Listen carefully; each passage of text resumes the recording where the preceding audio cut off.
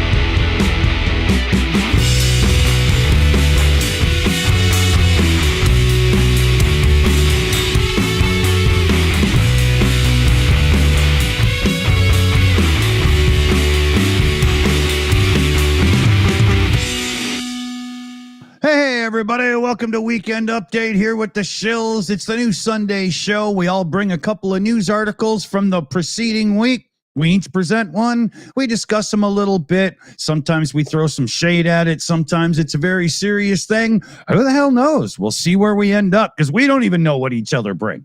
So it's pretty cool. We got Commander McMillan with us. How you doing, buddy? I'm doing great. Good. We got Dave Worley in. How's it going, man? Very well, very well. Hope everyone's good. Good. And we got Duncan. How's it going, man? Don't get me fucking started. Uh-oh. What happened? The shed in the backyard fall over? No, nothing to do with that. If that fell over, that would be like a fun day. That would be like, oh, that's all right. Oh, the shed fell over. Oh, the house is burnt down. That's all right, but no, just, that fucking shit given, just doing stuff. Oh, deep. Yeah, you literally have to ignore the news for 24 hours to have yourself a happy day from beginning to end, don't you? I can't even have a wank without having a fucking seizure. You've entered the wrong settings on the AI. Yeah. As we used to say on the ship, he's somebody who will even ruin a wet dream. That's a good one. So, yeah. We'll pretend to roll the dice, and I think maybe we need to start ourselves with a bit of a giggle today instead of like something too serious. Dunk, do you want to take it, or I got one that's, we can have a laugh at? Oh, you told me last time you didn't want giggles. You want serious stuff, so I didn't bring anything. I didn't bring anything. Not funny. What I said, though. Not what he said? Yeah. Oh, well, here, I got something we can make fun of. So how about I'll start here? Because Sony Xperia, one of their phones, their Android phones, right? I mean, Sony's almost out of the market these days. And their higher end Xperia phone retails for literally like $1,800 for a cell phone. And one of the reasons is it's got a beautiful screen and it connects wirelessly to be a screen for two of their higher end vloggers, YouTuber cameras and whatnot, like $3,500 cameras, right? So you buy their expensive phone and you can use it as a secondary screen for the thing. And it's really handy for people. So what did they do to thank their loyal customers that overspend for that phone just to use as a remote screen? They took away the feature and hid it behind a paywall. And now it's a subscription to use that feature. Ugh. Yeah. Ugh. That's We might as well becoming pick the so phone up and common. throw it behind a wall. Yeah. Can you imagine? I would have put it on the market instantly and sold it and be done. I mean, the public's got a lot to stand up and fight for right now, especially in America. I totally understand that. But we can't be letting these companies take away one of the main selling points just because their revenues look bad. What are we going to do? Well, let's turn that into a subscription. Yeah. Erosion of the First Amendment. I wouldn't go that far, but I would say that this kind of practice of finding anything to generate revenue is growing more and more commonplace. I mean, used to be, for example, you'd sign up for one of these streaming services and it'd be, you pay your $5, $10 a month, whatever it is. Mm-hmm. And then you got to watch what you wanted. Now you get ads in addition to paying your subscription service. Yep. And if you don't like the ads, then you can pay to get rid of the ads, but you have to subscribe for that. So you have to renew the getting rid of the ads thing every week. It's just insane. Yeah. But the funny thing is about that is if everyone did that, then they would lose their advertising revenue. So they then have to figure out a way to still get their advertising revenue while still getting the subscriptions. So what they would do is start sneaking in adverts that you have paid not to get, so they can still get their advertising revenue. Somebody, And then there'll be a secondary subscription to get rid of those. Yeah. Oh, yeah. Somebody was commenting on that where I think it was on yesterday, where they said that you don't get revenue from subscribers who have paid to suppress ads. They don't register. I was talking about this, Commander. So YouTube is doing this now. If you watch with an ad blocker, the creator no longer gets credited with that view. And people like Gamers I can Nexus, see them saying you don't get the revenue, but not getting the view is insane. yeah, and because not getting the view lowers their monthly views by a big amount, and now their sponsors are paying less. And this is seriously affecting bottom lines of bigger YouTubers. I mean, ain't going to do anything to us, but like Linus Tech Tips has what, 150 employees, and they're trying to cut his revenue in half. To be fair though, I don't think I would subscribe to watch The View. It's not a very good program. Oh no, sorry, you meant sorry, you meant something else. Sorry. Yeah. No, I definitely wouldn't subscribe to see that. But now it was a great transition there, everybody, because you were talking about sneaking ads into stuff. That's part 2 of my little right to repair, right to ownership thing today, because these are kind of short. I figured I'd stuff a few into one turn, right? Samsung has done its customers a big FU. Their top of the line refrigerators sell for about $1,800 American. And they have these big, large screens, and you can, it can be connected to the internet, so you can like order groceries to fill your list and things like that. It's ridiculous. It's just so you don't have to pull your phone out of your pocket. I don't understand why anybody would pay for one of these. But what has Samsung done? They have now forced advertisements onto that screen in your kitchen. Can you imagine? Hammer, meat, screen. No doubt. I mean, I would take it off the internet on the spot, but I would also take it out of my house and wheel it back to the store and demand my money back, because that's not what I purchased. I did not purchase a digital billboard for my kitchen. I can't. That's exactly what it is. That's a good metaphor. Yeah. Oh, I love the fact that in gas stations now, they no longer have attendants. You end up having to pump your own. I understand that. That's fine. Yeah. But they're now no longer having to pay the attendants. And to add insult to injury, not only are you pumping your own gas, now half of those damn gas pumps have a screen in it where it's showing advertising while you're pumping your gas. Exactly. Oh, They've yeah, not we have only that. eliminated the employee, but they've also figured out a way to monetize you a second time. Oh, actually a third, because they're also selling all the data they have as you as a customer as well. Yep. You know, unbelievable. Can you imagine seeing ads for McDonald's when you go to the Wendy's drive-thru? I mean, that's about to happen. You know? Well, I doubt it'd be that, but it would certainly be, and I can't remember, but it's like KFC and Pizza Hut or something. You know, 3 or 4 of these places are all owned by the same larger overarching company. Yeah. And so, yeah, they advertise all the other businesses within that larger corporation. Yeah, one of those groups has KFC and Taco Bell and a few others under its umbrella.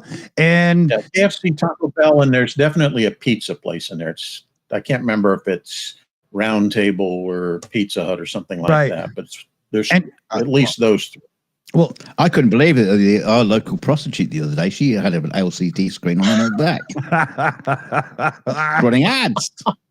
Can't concentrate. Well, you can watch a video of somebody attractive while you're. Why am I hungry now? But it's really getting bad, right? Oh, yeah. Yeah. So here, let me wrap this up with a third one, because Volkswagen. Segue into mine, which kind of wraps in with this. Yeah, okay. Volkswagen with their new ID3, you know, their little electric cars. It's basically like a Jetta with batteries in it, right?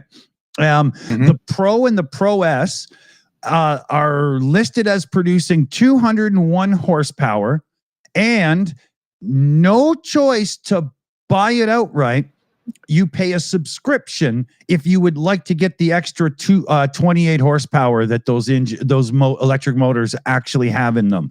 They will not let you have the full performance of the hardware you paid for without a subscription. Bonkers. Absolutely mental. Can you imagine? I would just be like, just walk out of the dealership. There's no way. Well, I've asked this question before, but it makes you wonder though, when somebody's actually buying one of these cars, you know, they're just literally just about to sign, and they go, oh, by the way, if you want to have all the features in your car, you need to sign this piece of paper as well, and sign away another, monthly subscription. And we'll just charge you a monthly fee, a nominal monthly fee that will be raised every 6 months to a slightly larger nominal fee. And here's the thing. Like BMW did this with the heated seats. They tried to turn it into a subscription and people lost their minds, right? That heated seat is already in the car. Yeah, they paid for the hardware. And, there's no way you didn't pay for it already, because there's no way that their bottom line could take that, right? But so it's easier for them to build the car with just putting all the options in and hoping you pay for most of them, right? And yet... You want the winterizing undercoat too? Right.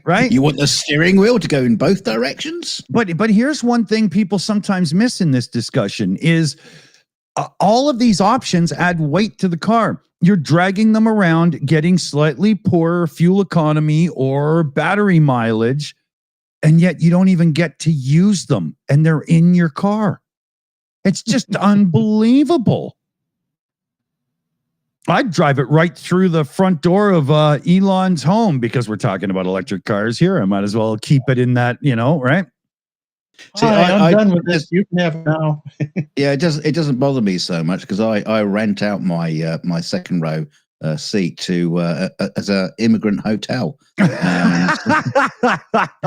So it's stuffed to the gills with immigrants. I don't pay for anything. Yeah. And every time I go to work in the morning, I get free breakfast. It's amazing. Yeah. They watch the car and everything. Yeah. But now there's one other thing going on that I wanted to talk about here, and I forgot that I have to put this in the other web browser because I need to show you this. But there's a right to repair bill coming up in a couple of places in America. And it's very much, oh, for God's sakes. Okay, they're freaking out trying to get me to log in. Hold on here.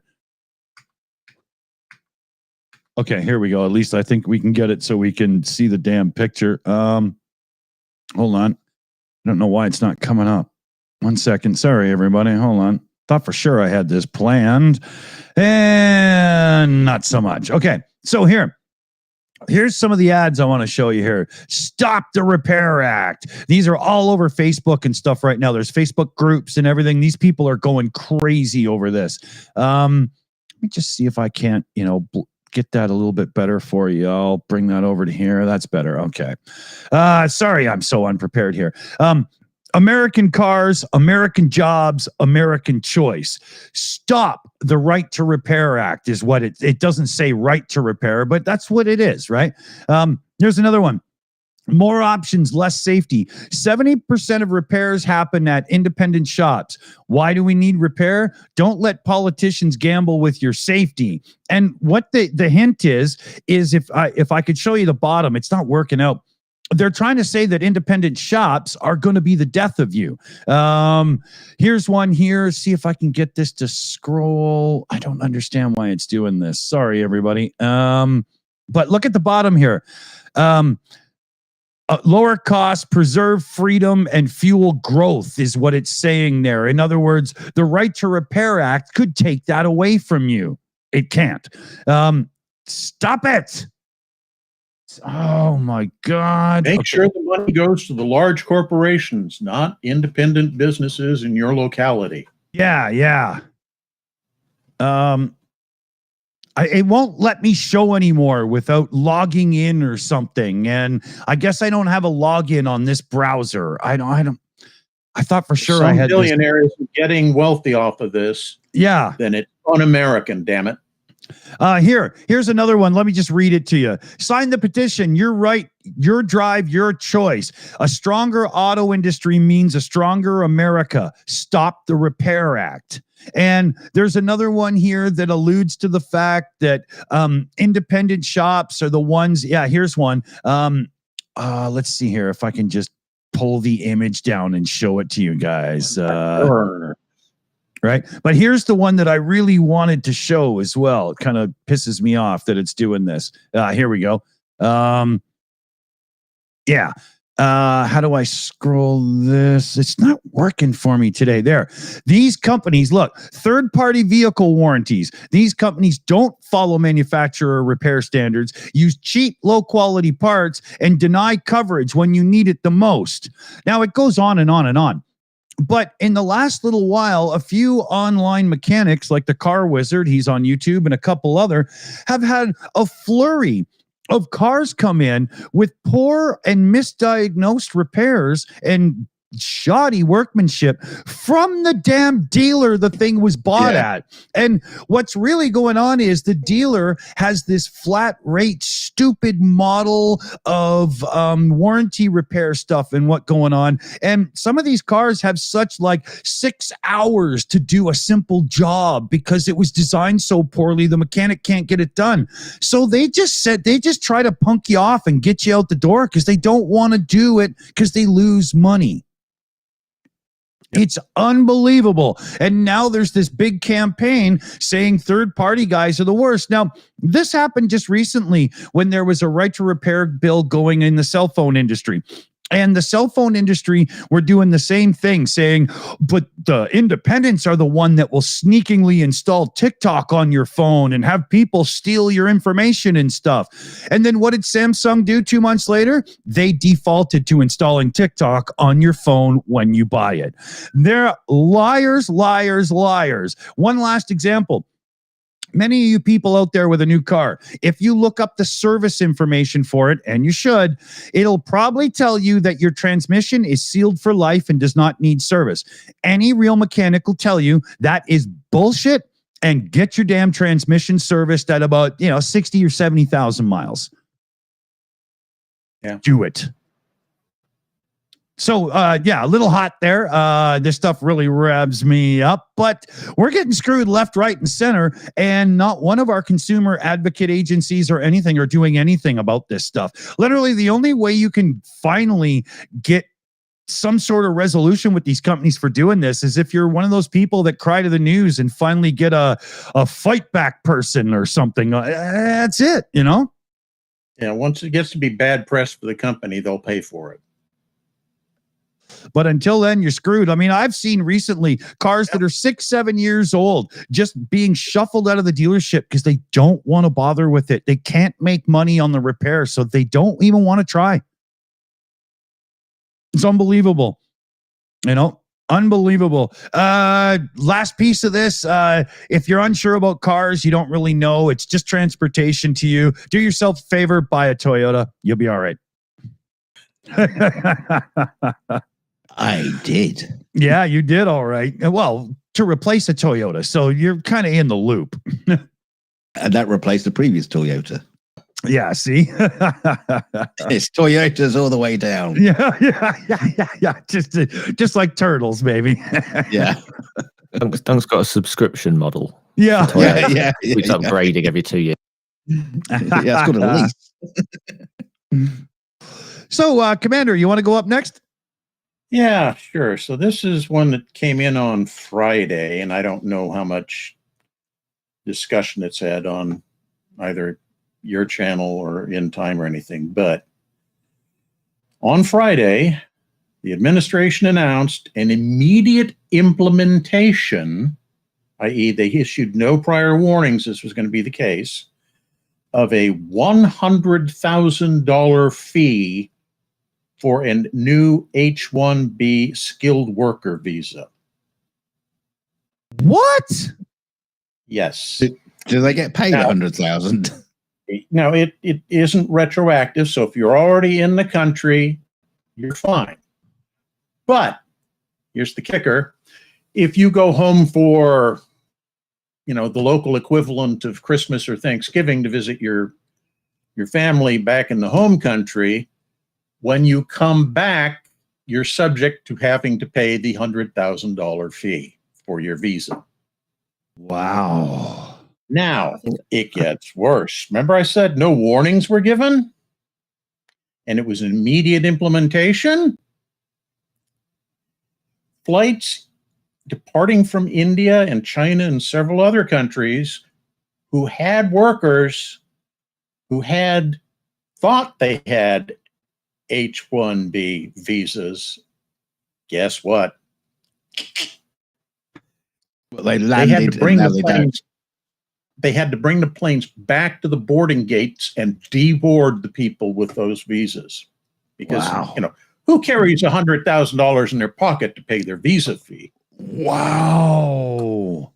Yeah, You're only allowed to take 10 grand on the flight. Oh, surprise, surprise! Because of this, a number of U.S. tech firms are now thinking of canceling entirely or shipping overseas various expansions to their business. Yeah. So the whole idea that this was, we're going to have American workers. Well, the companies have looked at the American labor market and said, A, American workers are too expensive, and B, there aren't enough of them in these career fields, so we need to import. But if we don't need to import the people and pay for the visas, well, we'll just leave them overseas and build a factory there. Yeah.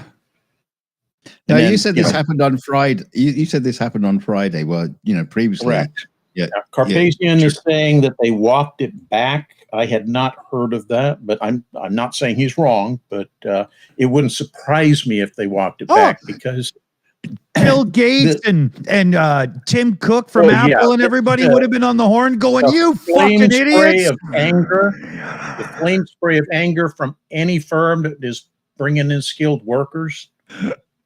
Microsoft. It's kind of funny that's happened after that debacle with the Hyundai plant. Yeah, exactly. Yeah. I mean, this is the typical, Trump administration. Let's shoot myself in the foot and then go, oh, that hurts. Maybe I shouldn't have done that. Exactly. He does have cankles. Yeah, maybe they'll shield him from the blast. all presidents before him, except himself, would have had people around going, yes, but for him, it's just great idea, He's a sir. great mind. He's smarter than any other human being on the planet. So what does he need advisors for? Yeah, can you imagine the Hyundai thing? Just imagine the execs and how they feel about building cars in America right now. No kidding. Well, they're not. I'm brought back to that slogan he used in I think it was the first campaign, not the second one, where he said, there's going to be so much winning that you'll be tired of winning. Yep. Yeah. I'm tired of all the damn winning, man. I am so fucking tired of winning. Yeah. I'd like to see us lose a couple games just to put it on an even keel. Let's start by losing the orange shit given in the White House. Oh. I'm starting to believe he paints his face like that just so he looks like a ball gag. Okay.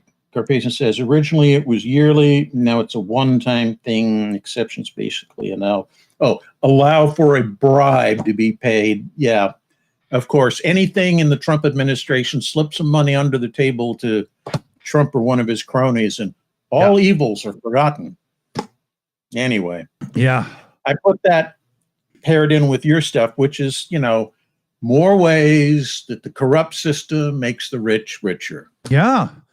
And it's amazing that yours is the government that's supposed to protect us from that. But except in this case, the GOP believes that government should be run like a corporation, so they should all be profiting from it. Yeah. You remember back in the day, Commander? Do you think Ross Perot would have done this to government? Because he was a businessman. Remember that guy with that noise? I'm Ross Perot. Everybody gonna listen to me. That guy. Yeah. Well, I don't think any of them really thought that it would come to this kind of an interpretation of that kind of mentality. But, logically, anybody who thought about it, by extension, that's exactly where it was going to go. Yeah, yeah. The whole idea from the beginning was to squash the little independent family-owned business, family-owned farms, what have you, turn everything over to the giant corporations, and the rest of us are relegated to wage slavehood while the oligarchs, feast every day. Exactly. Yeah, the old wage slave thing. That ended so well for the French aristocracy in the 1790s. That whole thing, the wage slave, that was the Civil War type stuff, and I can't believe that it's an active topic again, but, it definitely is. Yep, exactly. Oh, man. Yeah, we're off to a good start if you like rants and things that get you worked up. Just you wait, Henry Higgins. Yeah. I got one that could roil some feathers there too after as well. Dunk, do you want to jump in?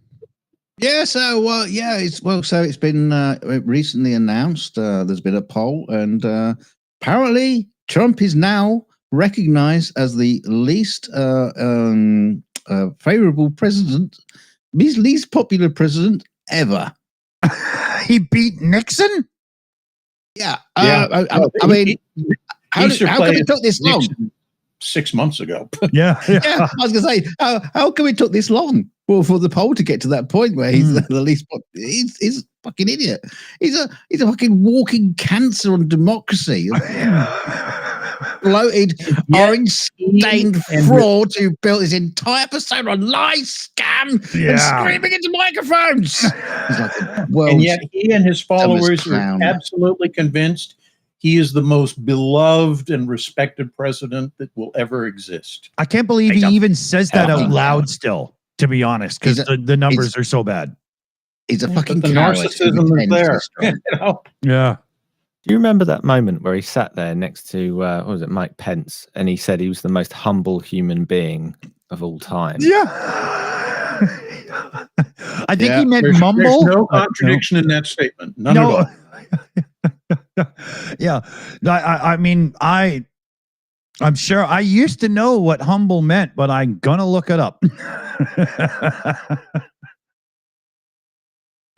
But now along the same line, I want to bring up more and more I'm 100% convinced, especially because there was reports today that ICE are now like kind of getting rough with the girls too in the arrests. And that doesn't usually go down well with the public. I mean, in American jails, you go to jail for like, roughing up a woman, you get your ass kicked. And I personally believe that they're doing what they can to rile the public up more, because then they have the option, the impetus, they can call it a response when they need to lock down Democratic voting towns to make sure they can't vote in the primaries. Yeah, I mean, I've seen videos of this. There was literally, a dear sweet little old lady just with a protest sign, standing in front of one of the ICE cars as trying to leave its compound, and the guy just grabbed her by the throat and literally threw her to the ground. And he also fired some. I don't know if it was some kind of weapon. I don't know if it was like a BB gun or something, but he fired at her, and wow, yeah, and grabbed her by the throat. She got up and started having a go at them again, and they threw her to the ground again. Wow, and dragged her away. And there was another woman, another video. Pepper balls, yeah, somebody said. Pepper balls. Yeah, that's what they remember. These are the people who have tried repeatedly to get legislation passed that says you are not at fault of any crime if you run down a protester with your car. Yeah. Now, have you seen manslaughter or homicide is fine as long as the other guy's holding a protest sign. Yeah. Have you seen that Gavin Newsom is trying to put forward some new legislation? So they have to, all ICE agents, they can't wear masks. They have to have identification. There has to be due process, and he's trying to force this through. I'm not too sure how the legal system works with that, because obviously it's Donald Trump's presidency, and he doesn't give a shit about the law. Yeah, but states are very independent compared to territories in other nations. And he's got a good chance, doesn't he, Commander? If he can get it through the California legislature, then yeah, as long as the agents are not on federal property. Oh, okay. Right. So if they make the arrest in, say, a national park, they don't have to follow those rules, because that national park is technically an exclave, right? In that state. It's national territory, not state territory. I really agree with what he's going to try to do here with the mask thing and get them out of the masks, because police don't need masks to stay safe doing their job. Yeah, but the director of ICE's statement when asked about that was that so many of my agents have received death threats. They need this to protect their own families. Well, no, the agency needs to, but yeah. But they have an answer for everything, no matter how idiotic, implausible, whatever.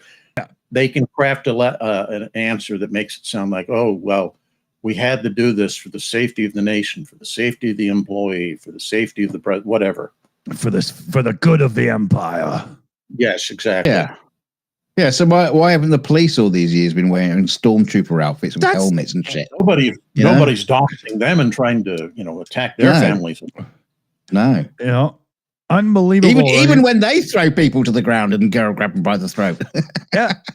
You got undercover cops that take down mob people and bikers and so on and so forth and blah, blah. And they don't need to be masked to do their job. I think if you're an undercover cop, it can't yeah. But you know what I mean, right? Cops just don't need to be. You think you're Batman? Yeah. I'm Batman. There you go. Should demask Batman, Spider-Man, and all those other superheroes that wear masks too. Yeah. And carry identification. That's a recurrent theme in many of those superhero comic books. Yeah.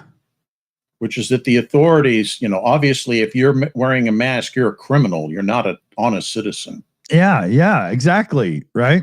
Even though you're doing good and saving the city from giant extraterrestrial monsters, you have a mask. Therefore, you're a horrible person. Yeah. And that's why one of the first superheroes that made it big, Superman, doesn't per se have anything hiding his identity other than the fact that nobody's going to think that Clark Kent with a pair of glasses could possibly be Superman. Yeah. And it's funny too, because in the super movies, they always say, I have to hide my identity to protect my loved ones. And that's exactly what the Republicans glommed onto. It's literally like they're just a bunch of Spider-Man fans from the 60s. Except they don't wear capes. Yeah. Well, until they get undressed in the evenings. They wear the skins of their victims. There, we got proof right there. Thanks to Alchemist.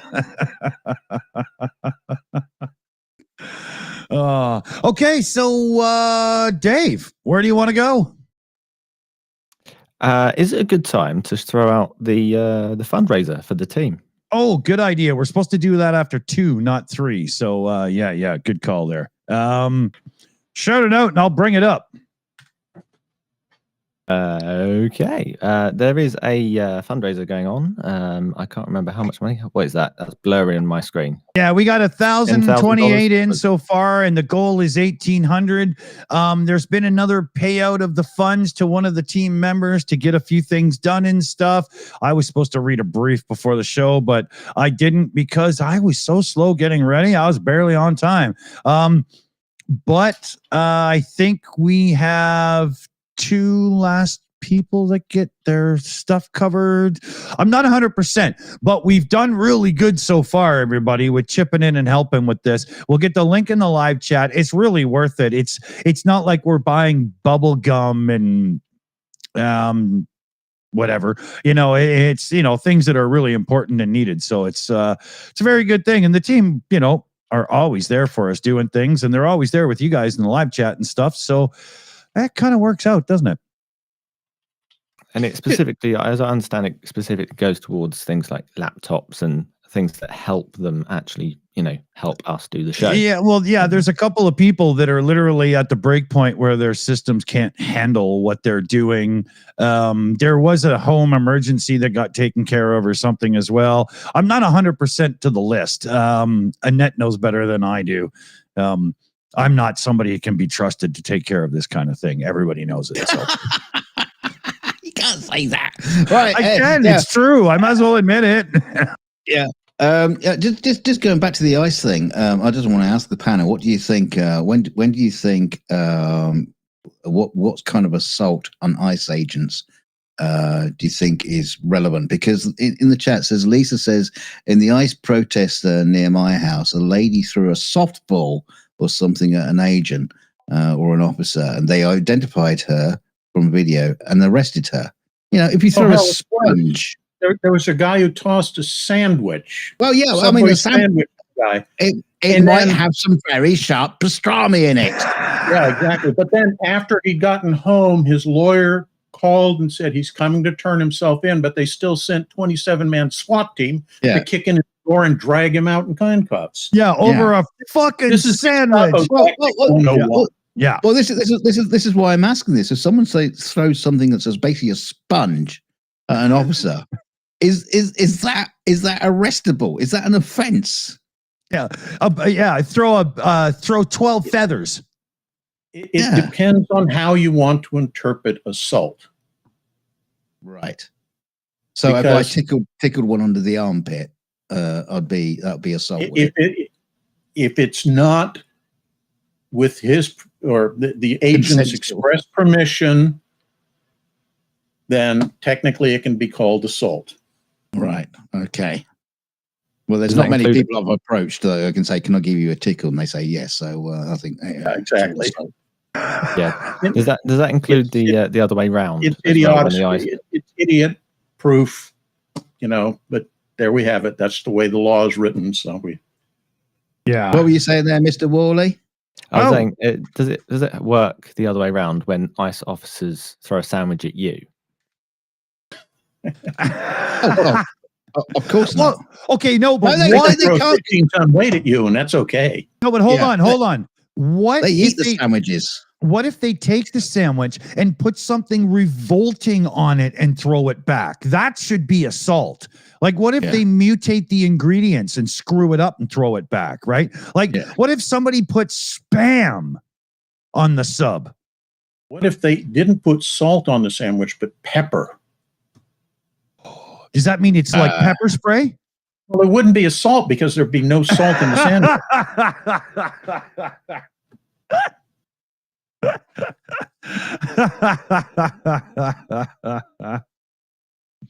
Are you allowed to throw a chicken sub at a vegan? Only if it doesn't have bones.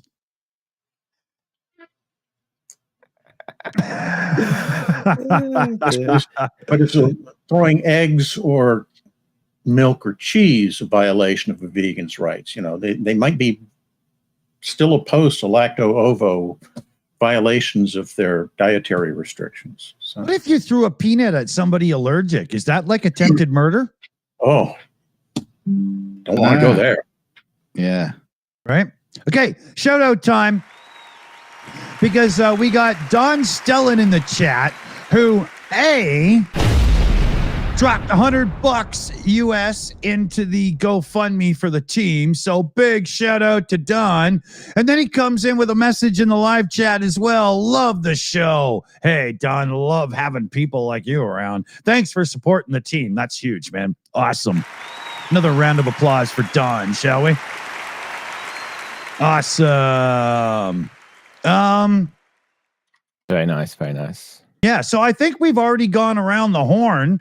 I want to leave my. I haven't said anything yet. Didn't you do get one? on then. No, No, I thought you didn't have, but it did. Yeah, no, you wasted your turn by saying, "Oh, we should shout out the fundraiser." That's The fundraiser. right. Yeah. That's counts. hey, Yeah, okay, that let's do a vote. I think that's a forfeit, right? No, go ahead, Dave. Go ahead. So my second story. Yeah, your second story. All good.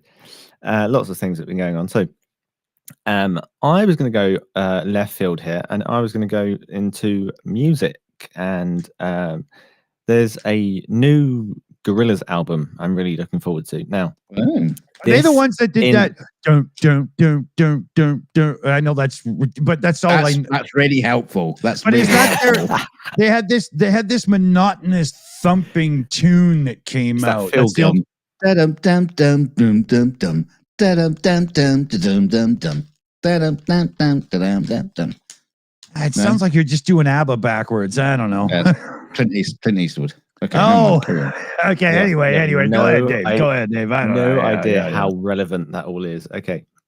So the actual announcement of their album isn't actually particularly important. However, we have to wait 6 months for it. But it got me thinking about all the different ways we enjoy music and how music has changed with Gen Z, as I insist on pronouncing them for Commander Macmillan and anybody else who lives in Trump land. That was a Z.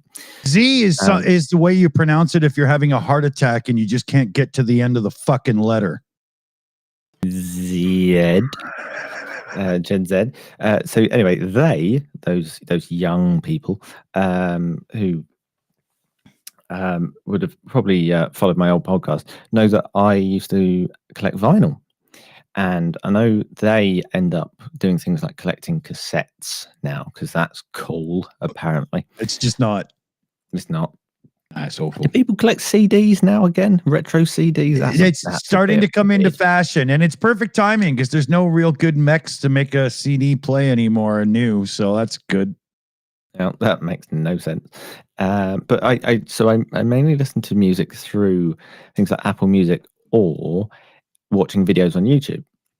Now, if you notice, I don't know whether you lot notice how much you pay attention, but albums have been getting not only shorter, but less songs, and each of the singles, there seems to be a new industry standard for a 2-minute pop song rather it's than a like punk 3-minute. rock. It's like punk rock, right? It's just like 2 choruses. There's not even like a breakdown and a third chorus and a key change and a dress No rehearsal. bridge. Where's the bridge? You know that reference? Anybody? Where's the bridge? Yes. Bridge too far. Yeah. Bridge over River Kwai. So anyway, sorry. So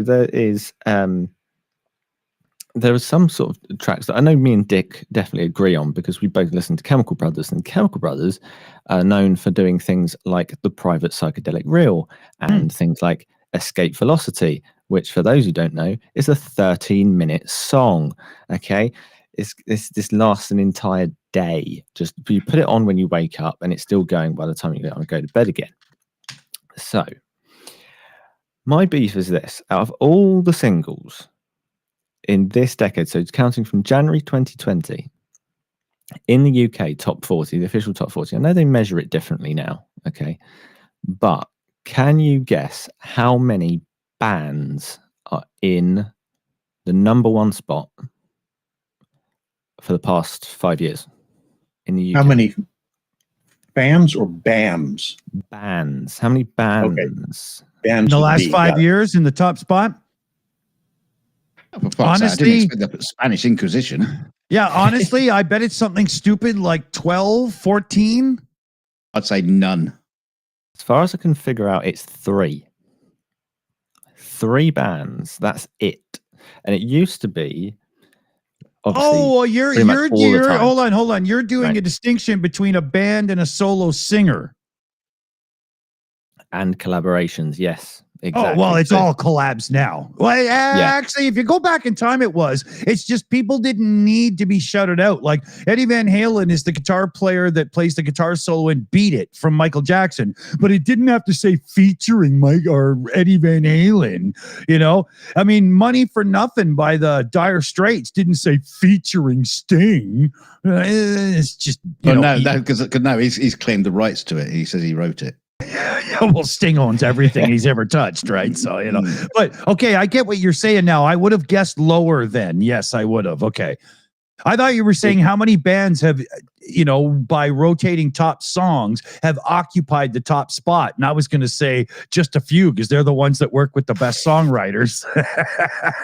Well, this is exactly the point. This is where I'm going, because out of those 3, some of them were not Live Aid, but they were like that sort of collaboration, like large scale collaboration. This is not even a real band, right? Yeah. But one of them was the Beatles when they came back. So that doesn't really count, but it does. So I thought, okay, what is it this week? So I looked up the top 40 for this week. Okay. On it, various artists I've never heard of, but it's not only dominated by single sort of solo artists, but the same solo artist. So in the top 20 alone, 4 songs are from somebody called Olivia Dean. 3 are Sabrina Carpenter, who you've probably heard of. 3 are for some Korean Netflix K-pop band that don't even exist. Oh, that's the AI one. Is that the AI band, right? Yeah. So that's already half the songs. On the top 20 between 3 artists. One of them doesn't even exist. I think where are the real bands? This is why I won't pay these streaming services, because there is no music on them that I really want to listen to, and I have all the old stuff already. Right. And these bands must be out there. People still buy guitars, They're still out there in the basement somewhere. Yeah. Well, here's the thing. Banging away. There's a guy named Rick Beato, really good on YouTube. And he did a thing recently talking about how it used to be if you were decent in the clubs, you would get signed to a development deal. You'd get maybe a low promoted record. Maybe it would catch on. Then you get better for your second one. And then by the third, you either catch on or they'll probably let you go.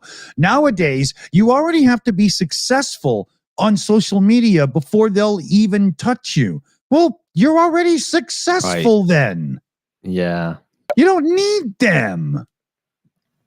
And this is Well- a caveat. Just wanted to throw this out there. When I say bands, I also mean new bands. Okay, because you scroll down, you get to 19th this week. We're talking this week, September 2025 in the UK. 19th in the charts is Yellow by Coldplay. Wow, really? Like, and they were all yellow. That old tune? And 22 is Gorilla's Feel Good, which was released 20 years ago. Wow. So even people listening to this shit don't really want it. They just keep going back to what they like. Well, it may be also that a lot of the people are listening to things that don't register within that top 20 because they're not buying albums, they're not going to streaming services. They may be just, looking at stuff on YouTube. That honestly is where I get a lot of the new music I want to, is I just let the algorithm point me in random directions, and I'll listen to 20 seconds of it. No, that doesn't sound any good. You're brave. Move on. This also points to something that, Dick, you've been pointing out, which is when you go on YouTube, you come up with, I don't know, 50 videos that recommended on your homepage. And I hate them all. 10 videos. Yeah. Yeah. They're repeated. Especially on television. Across the top, you get the recommended feed. And then the next row and the next row and the next row and the next row are more nailed down, like cars, mechanical engineering and stuff. And it's just all the same videos from the top row done into categories. Yeah. And sometimes the categories don't even make sense. I get a music video, a video on gaming, and then a video about news. Yeah, How do these tie in? Well, they're on YouTube. Yeah, I once had a Jamiroquai video shown to me as car content because they're driving cars in the music video. I mean, that's not how it works, YouTube. Fuck. It's properly messed up. Yeah. I don't know what the fix is, Well, bring back Top of the Pops. The old chart system, the way it used to be in the olden days. The problem with that is you tended to get very narrow things that only came out from the major publishers. So independent music was almost unheard of back. And before we wrap this up, big plastic disc days. I think it wasn't until like kind of punk rocky days that we started to actually get any real independent that got played anywhere. And even then that died through the 80s a bit. But I wanted to go back to my little thing where I was saying, when somebody's already popular on social media, they don't really need the record companies. Now, there is a flaw to that, right? I didn't, conversation, but you're never going to do a big arena tour because you're a social media person. There's no way you're going to come up with enough money. It takes the financial backing of a big corporation for that. But how long is it going to be until venture capital realizes that they could finance the next Taylor Swift concert for her instead of she, you know what I mean? Like, she doesn't need that anymore. She can actually do it for herself now. But you know what I'm saying? Right? Sponsored. Yeah, you already have venture capital going out and looking at, what's your left-handed smoke shifter invention? Ooh, I'll finance that for $1 million. Right. It's pocket change to them. So financing a small club tour in, the tri-state area or something. Right. Yeah, they can easily do that and not lose money, and they might make money. Who cares? That's right. I wouldn't doubt that right now, the way that things are going, I would say the major 3 record labels that are left now, after all this conglomeration and whatnot, I would say they're on their deathbeds because all it's going to take is somebody else with a lot of money to realize, hey, wait a minute, all I have to do is give the artist a slightly better deal, and there's still millions to be made here for me. Yep. Right? Absolutely. Yeah. Ban auto-tune. Mick Riley. Ban auto-tune. Oh, for the love of God, ban auto-tune, please. I blame Cher with that stupid "Do You Believe in Life After Love" song. Fuck you, Cher. Every time you have to use, you go I on hate that that little song. rampage. It's not. I don't think it's ban auto tune. It's just not. Don't give it to fucking morons who just don't know how to use it. That's the worst. That's the. It's not when people use auto tune. It's when people use auto tune badly. Yeah. That's when it really hurts. Yeah, it's when you turn up the effect to that stupid robotic level, right? Well, it's like give a high score a reverb pedal, and he's going to overuse it and misuse it. Oh yeah. It's a device that really works well for people who understand what its limitations and advantages are. Yeah. Yes. Yeah, because he spent thousands on a guitar that's got perfect tone wood. Yeah. Oh God, don't do that. There used to be this rule when I went to audio engineering school, and then I was practicing musician, professional, and all that stuff, working in studios and everything. You would layer on all your effects, and then you would dial them all back a bit, because as you're listening to them and adding them in and stuff, things get too wet, as we say, and you pull it back a bit. Auto-tune, everybody just went, wow, how high can I turn this up? And it was just okay. Anyway, enough of the rant. I'll bring us back to some good news. Some fun news. Charlie Kirk. We had a wonderful barbecue at the weekend celebrating the life and death of Charlie Kirk. not James D. Kirk. Yeah. Oh dear God. But the stuff's come since then is kind of like bizarre, because you had Stephen Miller go on a rant about domestic terrorism, and off the back of the Charlie Kirk's death, and he's doing a rant about domestic terrorism. Obviously, Antifa keeps coming up. Commander McMillan, I'm pretty sure you were Antifa, and so were a lot of veterans who were fighting during the Second World War were Antifa. Anti-fascist is not a bad thing. Let's just get that out of the way, right? What I love is the way they're convinced that it's this monolithic organization with like a leader and a vice president and a cabinet and everything. It's like, you people have no clue what you're talking about, and the reality is, yes, they do. They don't care, because it's the people that they're addressing their comments to that don't know what the hell they're doing. They actually believe that's what Antifa is. Let's face it. Jesus Christ! What's his? You just throw me now. Eisenhower's Antifa. Bloody Winston Churchill was Antifa. Monty was Antifa. The entire SAS.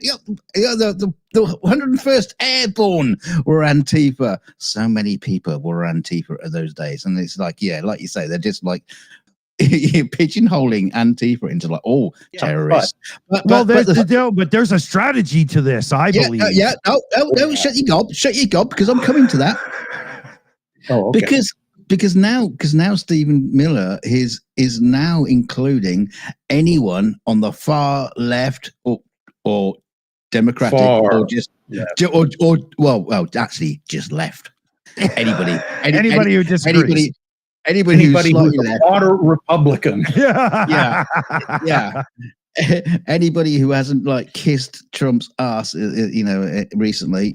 Anybody who's not a Republican are now domestic terrorists. And of course, there was a tweet Trump put out to Pam Bondi.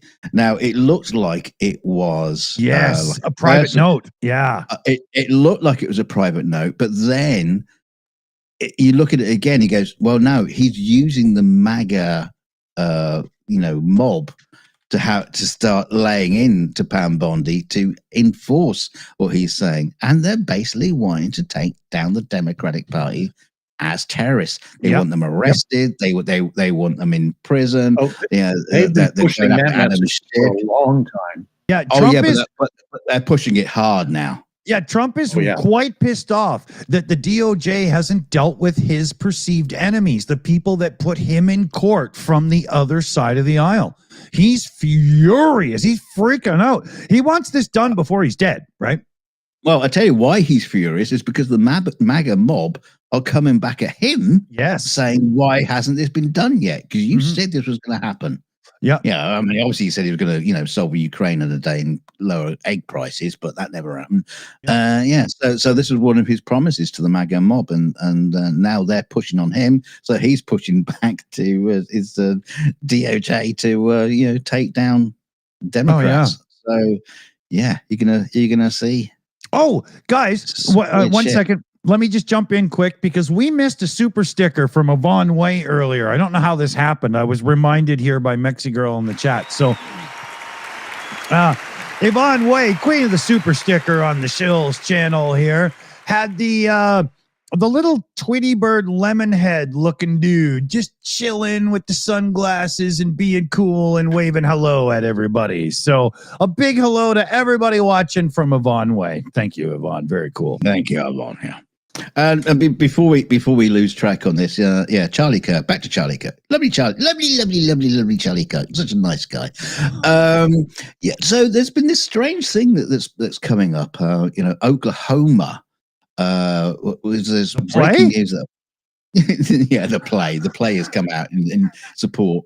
No, Republicans are trying to introduce bills in Oklahoma that force every public university to create a Charlie Kirk Memorial Plaza with a statue and label him as a martyr for truth, faith, and free speech. The free speech part I do kind of agree with. Yeah, well, not quite as. I agree with it, but not quite the way. Anyway, so this Senate bill is introduced by free Senator. Speech and my free speech. So the Senate bill introduced by State Senator Shane Jett would create a Charlie Kirk Speech Day in Oklahoma to occur on October the 14th, and it would include statewide programs and debates. Oh dear. Statewide programs like sheep shearing or something? They want to have these statues of Charlie Kirk sitting at a table, so you go and sit opposite him and have a debate with him. They're going to play cow patty bingo, and they're going to have pictures of Charlie Kirk denoting each square out in the field where the cow could shit. But this is something the Republicans love to do. It's like after Reagan died, they went through this huge thing that there had to be some major facility in each state named for the divine Reagan. Wow. And they pretty much got that. Yeah, and, that's true. It's a way to push their message, which we're the only good guys. Look at all the great monuments to our people. You don't see anything to those guys because we all know they're traitors to the cause. Wow. So following up on that, there was a Charlie Kirk memorial destroyed, located in Wilmington, which was someone had painted this rock, and it was like a dedication to Charlie Kirk. And he's a pet rock. it's a pet. It's got googly eyes on it and everything. If he's shaking, it looks real funny. So they had this rock paint, and someone's like defaced it with more paint, and it's like, oh, it's deplorable. But apparently this rock is routinely gets painted over every week. It's just like a rock that just people paint on it. Oh, I'd imagine it's like, because it had the Charlie Kirk dedication on it. It's like, oh, thou shalt not touch the rock no more. Right. It's gonna stay dedicated to him. But just someone chucked a load of paint over it. Well, that's kind of common in a lot of small town America, where it's a rock or a bridge overhang or something, where they constantly class of 33 or whatever on it. Yeah. And I'm sure that's what this was, except somebody painted over class of 25 and put Charlie Kirk on it. Big deal. Yeah, exactly.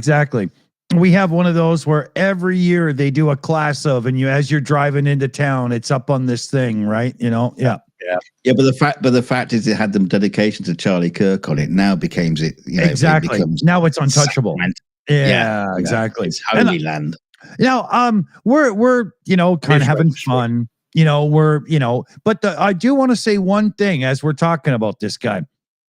I give him full props and credit, not for being a hard righty or anything, but he had the balls to let anybody step up and talk to him in public. He did play free speech. He did it from, I believe, a position of arrogance, like my argument's so good, nobody could beat me. But he did do it. And I do want to make sure that credit is given there, Yeah, well, he made millions doing it, so that's true. Yeah, he didn't exactly live a meager life. Do you see the pictures of that mansion estate of his, man? Oh yeah. And ironically, his wife is now CEO of what's the order the thing that they ran. I can't remember what it's called now. First Order in Star Wars. First yeah. But his wife is now been named CEO of that, which is kind of ironic because Charlie Kirk said women should just stay in the kitchen. Can I, while we're talking about his wife and CEO and stuff, we should bring up Jimmy Kimmel and how some people on the hard right are demanding that he make a donation to that hard right Republican fund thing. And there's the one we just talked about. Yeah. She's CEO of. Yeah. And well, they're also saying turning point, Carpasian. Right. Yeah. But they're also saying that he should make a direct payment to the family itself. Yeah. This is all being done for one specific reason, that the real thing that Kimmel got done, and probably the same for Colbert, thank you. It's the president. No, that's cover. That's smoke and mirrors. The real reason is that the president's trying to get money out of people who are trying to merge media conglomerates together. Yeah, because it's that whole thing with the small stations, the affiliate stations, right? That's what's going on with the Kimmel thing, definitely. Yeah, because when it happens, at this point, it's not if, it's when. Yeah. When it happens, I think it's something like 86% of all affiliates. Broadcast television is going to be under control of one of these two conglomerates. Yeah. It's going to be outrageous. And they also seem to be right-leaning around the boardroom. No, say it ain't so. Yeah, right, Well, the thing is, this was happening in other dictatorial countries, is how they take over the media. It's just how it's done. And we're seeing it happen plain of day. And the FCC was there to stop it happening. Yeah, well, that was the idea. It's unbelievable, right? But I mean, it's been said before. First, you go after the comedians, and then you work your way up into the real news then and start taking it all over. Because once you get rid of the comedians with the dissent and stuff, it's very much easier. And you sweat down the corporations. Like, remember, news in North America, I don't know about all countries, but news in North America, I mean, news like at NBC, CBS and stuff, they didn't even have to turn a profit back in the 50s, 60s, and 70s. It wasn't until CNN showed that news was profitable that these companies started buying the networks. And now look where we are, right? It's terrible. I did like the thing that happened, it's like after Charlie Kirk was shot, and you had all these right wing nut jobs going, oh, we're all Charlie Kirk now. We're all Charlie Kirk. And after Kimmel got cancelled, it's like, we're all Jimmy Kimmel now. Yeah, exactly. I'm just going to drop the link to the GoFundMe for the team again there and give Donald Stellan a big shout out again. Yeah. We've really hovered on this one. Should we turn the corner? Commander, do you want to go again? Sure. I've got a really alarming, boring one for you. Kind of like last time when I did, the Burmese situation. So that was not boring. It's something people don't think about or consider. And I'll try to do one of those every week. That's half the reason of this show. So yes, please, right? Okay. So I'm reading from my prepared script because it's a little complicated. So Ripping through the hymen and news is Commander Macmillan. okay, so sargassum, which is often misidentified as kelp, is a form of shallow water, free-floating seaweed common to most temperate and tropical oceans. Normally, limited amounts of this stuff washes up ashore, and it plays an important role in maintaining ecosystems by releasing nutrients into what are otherwise nutrient-poor coastal regions, where there aren't rivers per se. This is particularly true in the north and the western portions of the Atlantic Ocean. It also helps because it helps decrease soil erosion in these areas.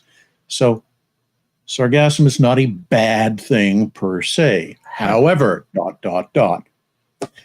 starting in 2011, it was noted by scientists that the size of the annual sargassum blooms, in other words, just like regular land flowers and weeds and such, you have seasons where the stuff blooms.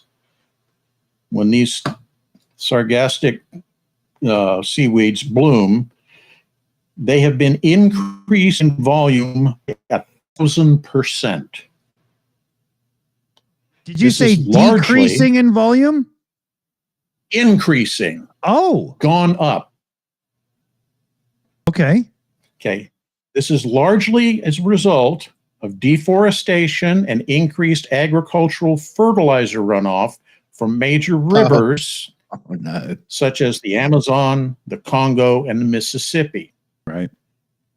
By 2022, analysis had shown that a record 24 million tons were blanketing the Atlantic coastlines. Wow. Right.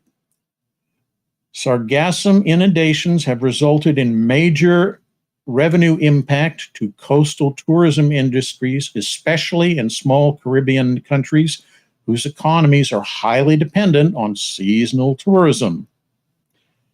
Additionally, the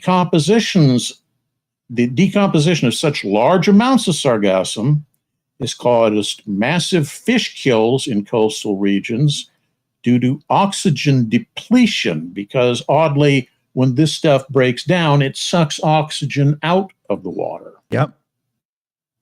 Okay. Whereas while it's alive, it's putting oxygen into the water. That's right. It's part of the nitrogen cycle when living, but detrimental upon death. Yes. Right.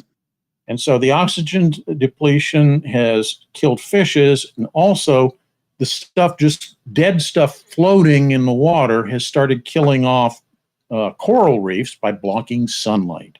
Oh. So this is a major coastal blight. Additionally, just to add fun to this whole topic, sargassum also releases large amounts of hydrogen sulfide when it decomposes in volume. Oh. And that has sort of lovely human health impacts. Wow. So, yeah, and it stinks to high heaven.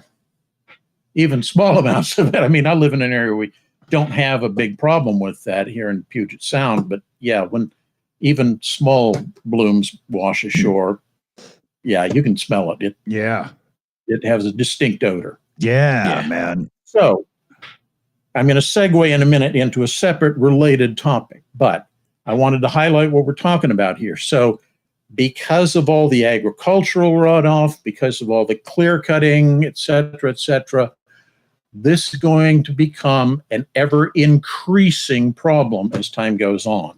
Mm-hmm.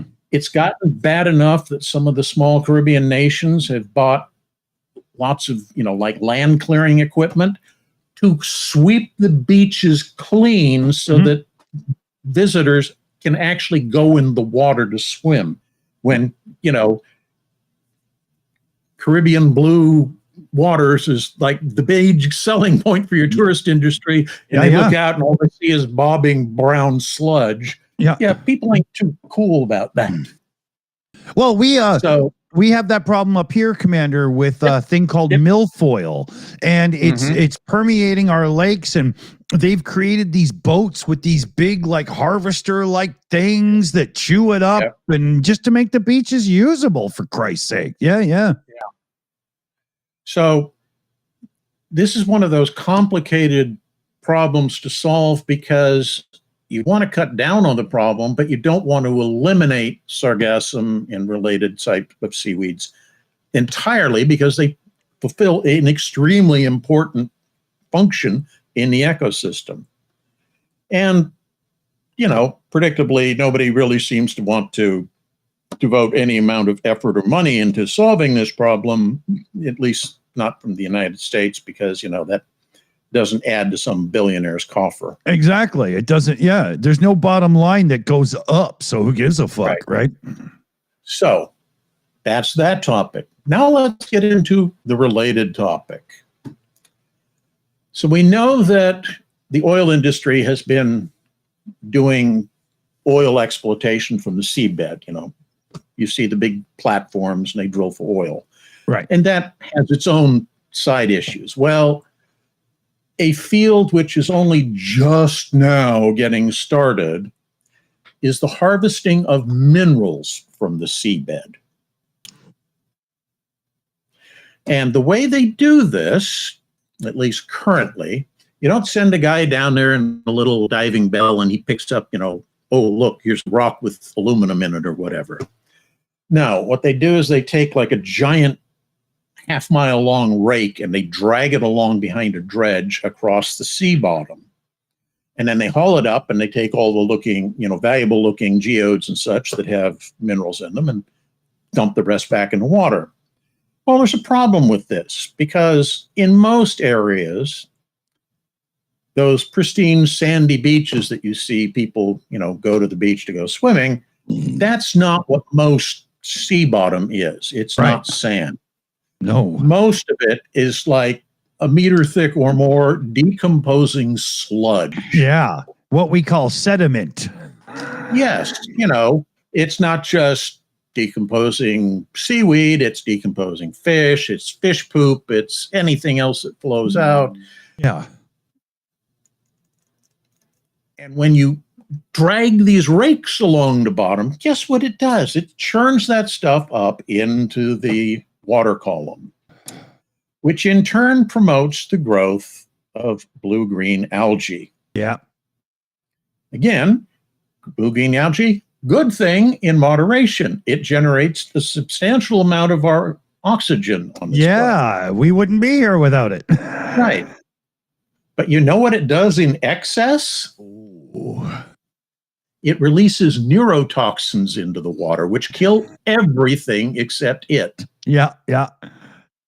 So, big companies that are looking to make quick money off of dragging up all those valuable magnesium and copper, etc., geodes from the bottom, well, what's killing off all the sea life mean to them? The profit statement for this quarter is going to be looking great because we got all those things up and life is beautiful.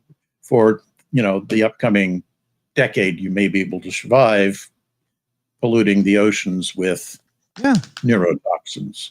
And these same people like fancy, expensive fish and stuff, and yet they sign on the dotted line when they're in the boardroom to do this stuff to the very things that are important. How can greed lead you to that?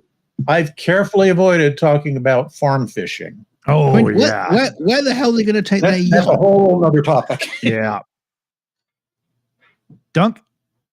I say, where the hell are they going to take their yacht? Everything is just like, the oceans is just like all fucked up. They're the billionaires for buying all the yachts. And what are they going to do? Sit around? Put them in the Aral Sea. Oh, wait, that's evaporated due to overuse. Give me a moment. I'll think of other places you could put it. Yeah. Like Zuckerberg has got one of the biggest useless wasting boat things, yachts. I mean, it's not even calling it a yacht is almost not fair. It's a personal cruise ship, right? It's a battleship. Yeah, It's an aircraft carrier without a flight deck. exactly. You know, It's good to have a helicopter pad. Well, that's different. Yeah. You can land an Different for F-35 on tax it. purposes. Yeah. Well, what he's going to do is he's going to construct a couple of add-ons soon, add some pontoons, and put like 2 more towns on each side, and just declare it an island, and whatever, right?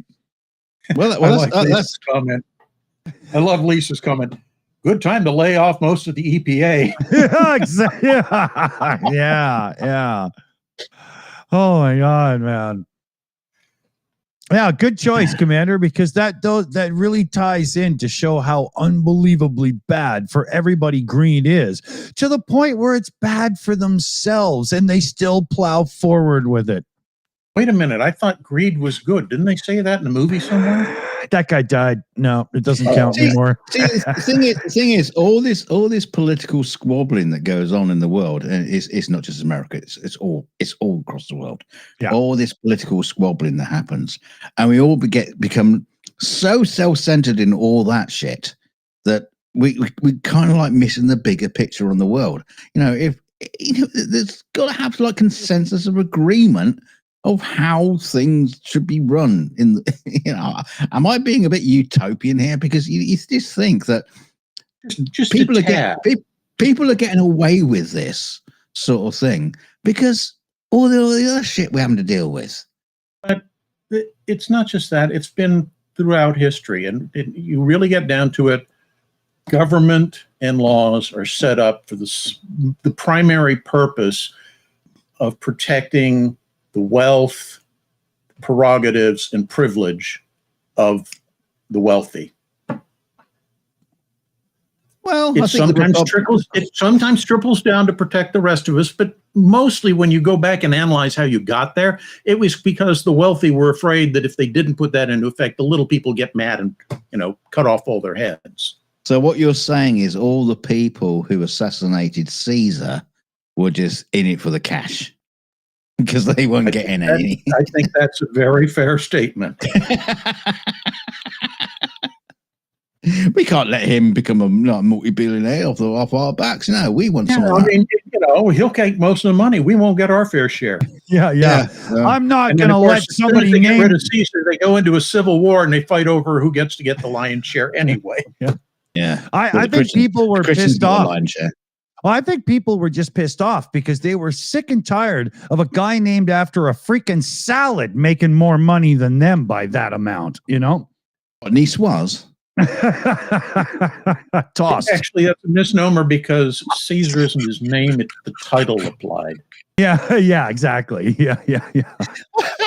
Sorry, I'm still laughing. His family name is Julius, and I can't remember what his actual, what they call it, cognomen is. Yeah. Julius Toss Salad. Tossed. That's where you get the names Tsar and Kaiser from too, right? Or the titles. Oh, right. Yeah. Kaiser, Caesar. Tsar is a corruption, so to speak, of that same word. I thought Kaiser was just a guy that liked big buns. I like big buns and I cannot lie. I always thought the Kaiser was a bit of a fruit salad myself, but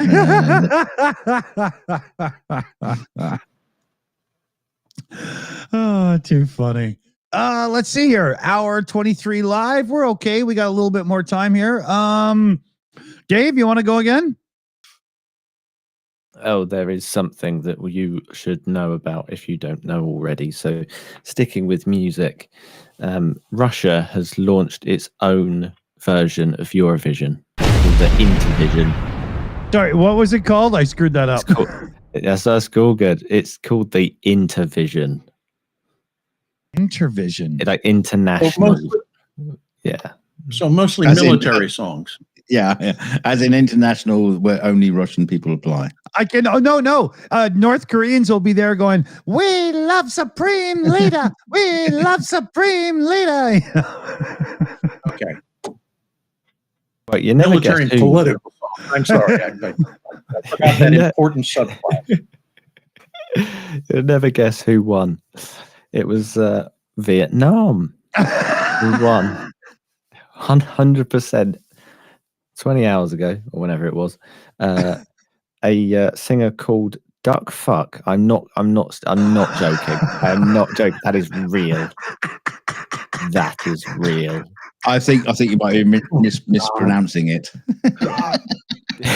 Duke Fook.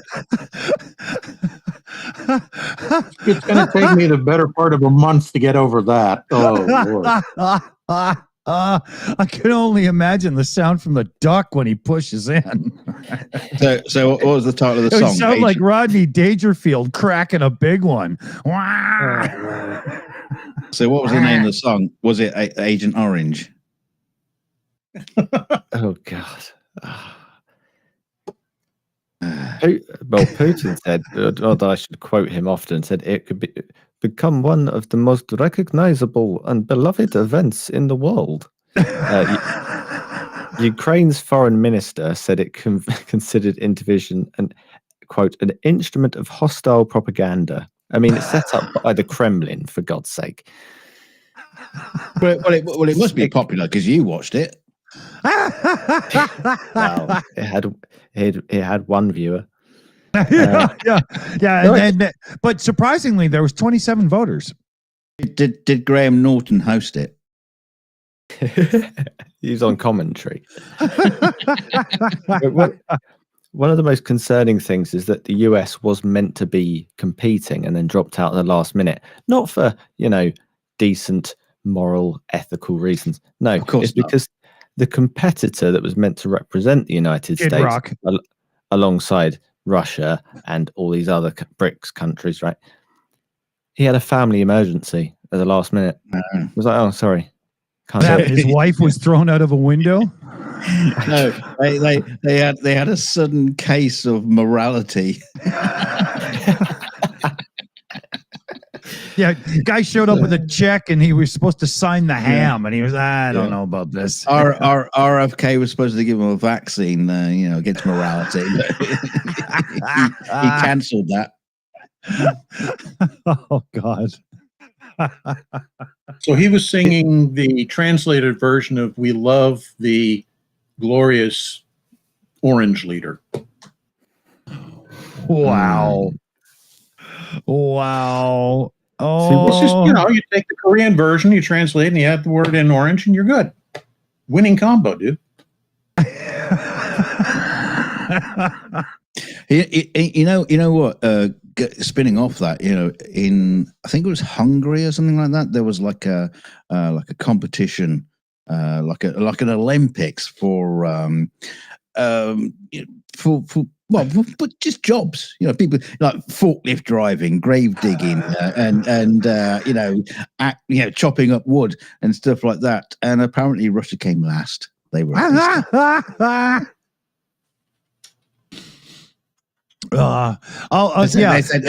claimed it was too hot. The temperatures backed us up. Well, the only people left in Russia to show up were 18-year-old porn star girls. So, yeah. Well, they didn't have a category of falling out of a window. I'm doing good Russian twerking. See, what makes me laugh is this competition, as you probably expect, is meant to promote, family values and all the rest of it. And then the winner is, by the looks of it, I don't know if you can get an image up, Dick, is the most flamboyantly homosexual man boy you've ever seen. How did they get away with that in Russia? Because you know what they're like. He's absolutely caked in makeup. When they those gymnasts have that chalk bowl that they dust their hands in, it's like he put his whole face in it. Yeah, okay, here we go. I got this, I think. Stop changing the picture on me, you stupid ass thing. Here. Is that the right person? There he is. Yeah. That's going to be in my using nightmares. he lightly. Have you got the song there, Dick, so we can give it a view? No, I don't. I just It won't play. It's a tech thing. I tried. It won't work. Yeah. You're a failure. My Canadian computer refuses to play that shit. It's just how it works.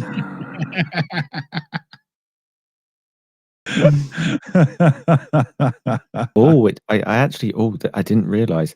So I'm reading through headlines and that sort of thing, and one of them's Russia's answer to Eurovision hits a flat note, but it's called the Moscow Times. They're not going to exist for very long. Oh dear. Yeah. Wow. The thing is, it's kind of like with the Trump administration, the various ministries in Moscow don't do a very good job of coordinating together to make sure the message is a unified, this is what we're going to say is real. Because they often do that, tread on one another's toes, saying contradictory things. Yeah. Very much so. Very much so. Where are we? No, they just don't know what's going on, do they? Yeah. They have to find out by watching, Tyler Moore or what's his name? Yeah. Tyler Cohen and David he Patton. wrote a book, He wrote a book, yeah. both of them did. Let's see here. Dunk, you got another one you wanted to throw into the round table here? I've done all my bits. Yeah, I got one that's interesting. Oh no, I can't. Oh, there is one. Okay, go ahead. Yeah, because I'm saving the last one I got till the end because yeah. There's a couple of things. Homan, who got caught in a bribery scandal. There's a video of him being given $50,000. Oh, the border czar fucker. Yeah. There's a video of him being caught, taking a bribe for $50,000 to do whatever. And Pam Bondi buried it. And yes, they are burying it. They are hiding it. even though the video's out, the stuff's out there on the internet. The internet never forgets. As far as fake news. Yeah, never happened. Look, Jungle Keys. Look, there's a coyote. Yeah, exactly. Right. Look at the monkey. Baby wolf. I want to point out Adam Rounds in the chat says it was also in cash, for God's sakes. And it was. Yeah. A big fat cash envelope. Yeah, man. Like totally 1970s, early 80s mob movie shit, No, I think the case was like in September or something like that. Yeah, where it actually, it came out, but and it's taken this amount of time to come out. But can I just point out? Go on. Can I just point out that $50,000 won't even buy you a fucking Chevy Silverado pickup truck anymore? Why would you put your reputation on the line for such a little bit of money? Well, they probably figured that nobody was going to consider it important enough to try to scam him or capture him. But it shows, like, oh my God, right? Yeah, seriously. Thing is, was it the FBI? Was it the FBI? Yeah, who actually caught him doing it? Yeah. They set him up. It was a sting. It was a sting operation organized by the FBI before Kash Patel was in charge, and it's like, well, how did it manage to come out? Where's Cash in that lying little shit? Why didn't he bury it before it even came out? I'm trying to cross one eye. He didn't see it coming. Depth perception and all that. Yeah, it came from the side of his bad eye, so he just couldn't, so bad. It's every time you turn around, the Trump regime, I almost at this point refuse to call it an administration because it's just not. As a circus tent. Yeah, but clown car. Yeah, well, they could probably fit 25 or 30 criminals in that clown car at Trump. So exactly my point. Yeah, but it's so bad at this point that I'm finding it harder and harder every day to to think that these people, these troll-like screwballs who are hardliner righties in America that attack you on social media and stuff, are they real people or are they all bots at this point? Because the polling suggests most people don't like Trump. The reality is he's proved he's a liar so many times now. How could anyone, except for the people that still live in their parents' basements, that is, follow this guy? The polling data suggests there's a hard group of about 25% or so that will not deviate. He literally could be snorting coke off a dead baby while he's shooting people in, the Main Street thing. So whatever. Yesterday. Oh, that's an exclusive. Exactly. Yeah, and they wouldn't question it. They'd say, no, that's all fake news. He's next to God. He's God's anointed. Well, Trump himself said he could shoot someone in Times Square. Yeah, and get away with it. That's where I'm pulling that from. But there's that small diehard group who drunk the Kool-Aid from the cult, and they're never going to abandon him. Yeah, we had that same thing after Nixon was forced to resign. There were still roughly 25% of Republicans who still thought of him as a great patriotic hero. Probably due to this day, those that are still around. Yeah, he was a nice guy. He was a great dancer. Yeah, that too. And the point is that group isn't going to deviate. And then you've probably got another 25, 30% who are hard on the other side. And it's that large block in the middle who, they waffle from side to side depending on which way is the wind blowing and which way the latest media influencer is telling them to love or hate. Yeah. See, the thing is, you could spin the bottle and that will end up pointing at anybody in Trump's Do I have to show titty while you say that? Is that how that works? Do I have to? No, don't spoil it. Don't spoil it, Dave. That's another subscription. But it's like you'd end up pointing at any one of those members of his administration, and under any other circumstances, under any other administration, they'd have lost their jobs instantly. Like this Homan guy. Yeah. You lose your job instantly, and it doesn't happen. Haig said, it's not going to happen because he's being protected due to his loyalties. Yeah. That's the only metric that matters in this government is your loyalty to the God King. Yeah. You don't even have to be good. Like Pam Bondi is useless. Being crappy is a benefit to them. Yeah. Like the only reason Pam Bondi's now starting to get in shit is she's not listening to him enough. Not that she's done fuck all as the leader of the DOJ, because she has. Let's face it, right? Yeah, I think the more incompetent you are, the better it is for the administration, because you're pulling the focus off of Trump. That's half the reason you're there. Hey, Dick, you should send your CV. Dick, you should send your CV in. You might get in a job. yeah. Liberal Canadian loudmouth. Yeah. Absolutely fucking useless. Well, unqualified for anything. If that's the case, Dunk, put a good word in for me. See if you can get me the job. Yeah, no problem.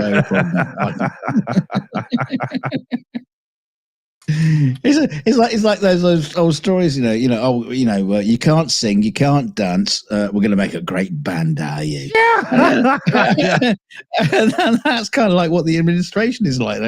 You're totally unqualified. You've got no idea what you're doing. You're perfect. Mm-hmm.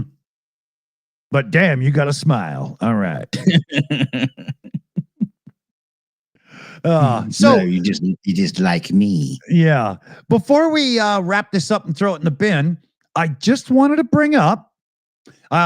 First I'll bring up that Carl Jacobson comes in with his message there in the super chat column. 14 months already. Yeah, members, right? Donate to the Shills team. I love it. I love it.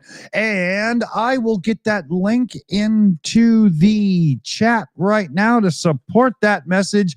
Great message it is. Cool. Love it there, Carl. Thank you. Thank you. So, yeah, we'll get Homan to donate. He's got a few quid spare. yeah, exactly. Throw me 5 of those bills, you bastard. But here's one, and I support this very much. Oh, yeah. Britain, Canada, and Australia have announced formal recognition of the Palestinian state. oh, yes. Commander, that Is there anything left of it? well, Portugal did too, I think. Yeah. I think my news article that I saved, it was from yesterday, right, is a little bit old now. But and these are strong allies of Israel for decades. But they are, and I mean, I'm Canadian, so go Carney, go, our leader there, because I agree with this. It's too far. It's too much. This is ridiculous. It's unnecessary. We're now killing for the sake of killing. You're no longer defending yourself. Fucking stop it. I agree. No, I'm there. Yeah. No arguments from me. Yeah. So and that's a done deal then. We're 3-1. Dave hasn't voted yet, so Yeah, I abstained on behalf of the Jewish state. No, of course not. I think it's I think obviously if people are gonna take it too far, and by people I mean one leader, then it's insanity. It's taken this long. Yeah. I think that's exactly what's caused it as well. Because he took it too far. I think this goes back to Netanyahu and Trump in the beginning and their little, rub me the right way between the legs and I'll rub you, that little moment. Oh, we're going to make the Riviera of blah, blah and whatnot. And now Trump Riviera. Yeah. And now Trump's just letting Netanyahu do it with some support and whatnot. And then everybody will come in and mop up the mess afterwards. And this is all kinds of wrong. I don't like it. When Israel first got attacked and attacked back, on this channel, we were very pro-Israel because they were attacked and we were like, yes, defend yourselves. But it quickly changed to, we are not talking about this anymore because it was getting ugly. And now it's so ugly that we are talking about it. Fuck you, Israel, pull it back. And can I just point out very, very strongly, this is not an anti-Semitic message. No, it is not. Nothing to do with anti-Semitic. I can't even say it. Yeah. We don't hate Jews, motherfuckers. We're fine. No. There's a world of difference between self-defense and committing genocide. Mm-hmm. And I don't think the IDF and Netanyahu have quite come to terms with that reality. Yeah. It's too much. Literally, okay, you've got the Hamas thing and it's blah, blah, but you're targeting everyone because of it's just too much. I can't, I can't. And I didn't want to bring that up during the show. I wanted to bring this up last because it's a bit touchy and stuff, but, I can't. Good point. Good point. Bears mentioning. Yeah. I can't stand by and not say anything anymore. Sorry. If you think I'm an anti-Semite for saying this, you're an ignorant fuck because I'm not. No. It just goes back to what I was saying about, don't kill each other's kids. Reality. Yeah. I think there's also reality that needs to be understood by the world and the world leaders, and honestly, the majority of the people in Israel, that in addition to what I was saying about self-defense and genocide, there is a difference between the state of Israel and Benjamin Netanyahu. They are not synonymous. Yeah. And Netanyahu has been playing the game for the past 2 years with the full understanding that if he doesn't keep a active conflict going, he's out and will probably spend the rest of his days in jail. So he is actively promoting anything he can do to cause violence in the region. Is that why he was like pushing out into other areas like Iran and stuff like that? Oh yeah, no, very much so. Yeah, absolutely. I totally agree with that. I've seen a couple channels allude to that lightly, and I think alluding to lightly is we're past that. It's time to just call a spade, man. It's beyond alluding. It's the simple fact is he's under indictment, but they can't try him because the Constitution says that a sitting prime minister cannot be tried. Yeah. So they keep trying to oust him, and he keeps trying to engineer things so that you can't call for an ouster because Israel is at war or whatever. And hearing all that lets you understand why he thinks Trump's such a cool fucking guy. Oh, damn straight. Right? Peas in a pod, these two motherfuckers, It's kind of fascinating when you think about it, how many world leaders are actually, just known criminals by the United Nations or humanitarian, organizations or whatever. They're, so many of them across Eastern Europe and the Middle East. So many world leaders should be in jail. Totally. And they're the ones that are basically controlling, how we see the rest of the world. It's how we have to live with it and deal with it. And it's like, what kind of world do we need to get rid of these fucking assholes? Yeah. And have, and have proper democracy. If we had proper democracy in all these countries, God, things would be so much better. Things would be great. The average citizen, no matter who they are, there's a few countries out there, Russia being one, that have this weird mindset that's a little bit different than average. But for the most part, I would say 80% of the world's, 70% of the world's population don't want to be at war. Yeah. They just don't. People are kind of sick of this shit. Even the people in the military. Yeah. I've alluded to this several times on your show.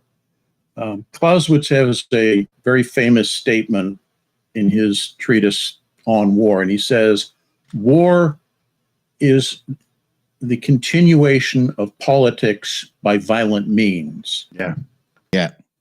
Most people think that he's referring to international conflict. Country A and country go to war because their diplomacy has failed.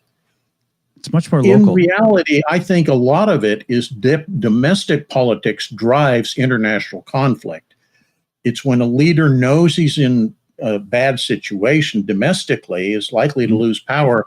The quickest way to get a country to, line up behind you in your favor is to get in a war, because being against the leader when you're going to go into a war is anti-patriotic. You're a traitor. So everybody just randomly goes, oh yeah, he's right. Yeah. And they don't really think about it until it's too late. You don't even need true war commander. Look at the Canadian thing with Trump. Our Liberal Party was failing, and Trudeau had to step down, and then Trump started his rhetoric, and boom, the Liberal Party succeeded big time, because exactly what you're saying. We had an adversary. Right? Going off the back of what Commander was saying, I think it's kind of like hypocritical when, Charlie Kirk gets shot and says, there's no room for political violence. Excuse me? You've been doing political violence for fucking Who's making hay years. off of this assassination? Yeah. It sure as hell ain't the lid. Every single time someone's drawing out a gun, in some kind of war situation, that's political violence. I'm sorry. I was just about to do that. We're coming up on time here. First, we're going to thank the team here, because the team bust their butts around here on our channel. And we got the fundraiser going. So let me get that up on the screen while I thank the team here. We got Annette. She's running the fundraiser here as well. So lots of stuff. Well done, Annette. We got Liam Wakefield, PJ CNET, Mexi Girl, Shayna Caldwell, Jose C is in the chat working on the team tonight. We got PJ CNET, Liam Wakefield, Carpasian The AI Alchemist. We got Super Chat Matt, and I think that's the list. I started saying it before it was put in the green room for me, so now I'm confused. I think I got everybody, but huge shout out to the Shills team because the work they do around here is amazing. They do a lot to make sure we can do what we do here on the channel. We do have an update. We got YOLO Swaggins coming in on the Shills fundraiser there, bringing us up. It was a $33 USD donation. And then we got UTV and Ham coming in with another $10 donation. UTV and Ham is on this list like 5 times now. Same with YOLO Swaggins and a couple others. We missed out a shout to Martin Lai as well. That came in while we were off air. Martin's not in the live chat much, but he always watches the show. Big hearts to Martin. Yeah, thanks everybody, because that cybernetic anus for a PJC net won't pay for itself. Oh, exactly. It can grow and shrink, and well, you can see why that's important, right? Oh well, no. More importantly, he'd be able to poop in different shapes. Oh yeah, and he might be able to do one properly at Mom's when he goes to visit, so that'd be nice too. He can squeeze out a nice little star. But huge shout, everybody. Let's get the link in the live chat here one more time. I'll drop it. I think I said I was gonna, and I fucked that up already. So there we go.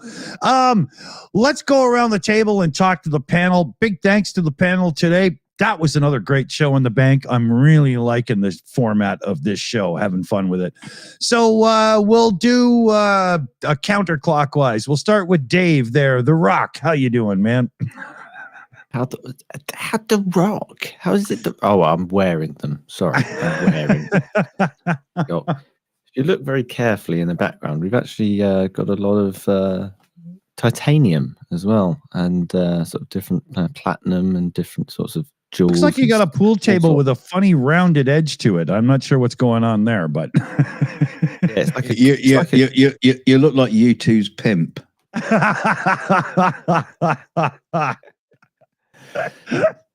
It's not Bono, it's Ono. Well, that's what the visitors say. No. That's what we say when you see you turn up. Oh no. Yeah. Well, on that note, get on with it. Oh, was I about to say something? Sorry. Yeah, get on with it. Get on with it. Yes, get on with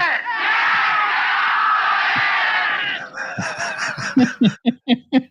End the stream. Get on with it.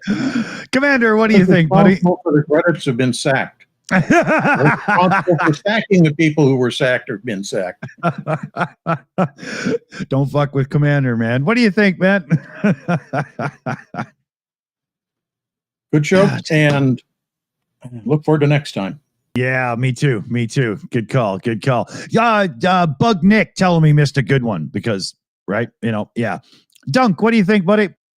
Oh, I don't know. I mean, I'm just thinking about fucking bloody orange stained shit Gibbon.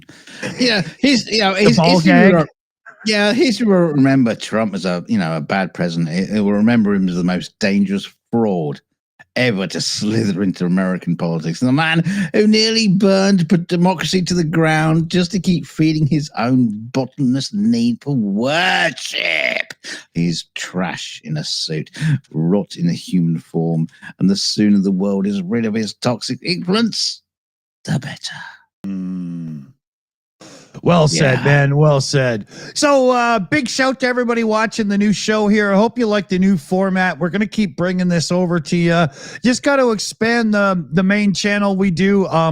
A reminder as well, we got the second channel we're using a lot these days at the Shills Live on YouTube. And I would say that's where we, let our collars down and have a drink and relax a bit. But that seems to be here too. So I'm not really sure what the distinction is anymore. We'll figure it out. Maybe we just have to get more rude on the other channel. I don't really know. But before we go, you know that rant I did about Trump the other day on the pub chat. We were like the first 3 minutes into the show, and I clipped that bit, put it onto my own channel. Lost 11 subs. You hang out with way too many right wingers, man. Let me wrap up some super chat shout outs and stuff here as well. So we had Adam Round sending in a Shills gifted membership. Yeah, baby. Thank you so much, Adam. We had UTV and Ham gifting out Shills memberships. All right, guys. Love it. Love it. Then we had Carpasian, our AI Alchemist, gifting out Shills memberships. Love it. And then Adam Rounds comes in as a Shills Master member. Oh, yeah. Thanks, guys. I mean, that's so huge. It means everything to us. The members thing is really big to a channel. It lets YouTube know we're cool. It lets us know we're cool. And it lets us buy a beer now and then. So we really appreciate it. And it stiffens Dick's member.